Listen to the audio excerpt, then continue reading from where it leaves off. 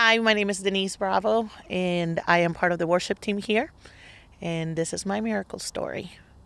I was born and raised in Mexico till I was 14. And if you are from Mexico, you inherit a flag, a football team, and a religion. In my case, it was Catholic. I was raised in Catholicism my entire life, where I met God in occasions, meaning you had something to go to where you met God at. Weddings, funerals, quinceañeras. That's how you met God. And because of that, my relationship with God was one of convenience.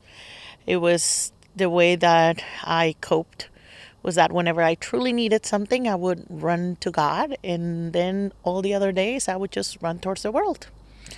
That worked well and good until somewhere in my teens and in my 20s, I started suffering from some pretty severe anxiety. In my 20s, I attempted to commit suicide. And it was because of a beautiful man who's now my husband, who loved me through that I am here today. We were able to navigate through that and continue to change the way that I looked at life. But during that time, I just spent time searching for answers everywhere but in Jesus. And when we got married, we were invited to go to church one day.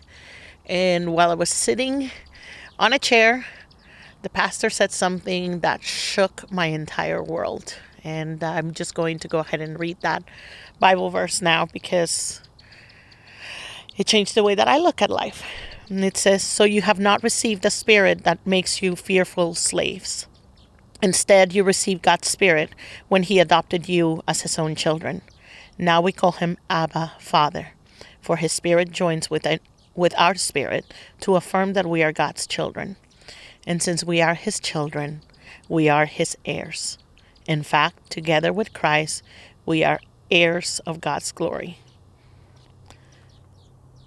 And that was the day that I realized that the promise was significantly different than what I thought. And that is that I didn't have to just go to God in seasons, that I didn't just have to go to God in the times of trouble, that I could go to God all the time. And it wrecked me. I remember sitting at church and hearing those words and thinking, He loves me so much that I am an heir to His kingdom. And that's the day where things shifted. That's the day that anxiety no longer took over.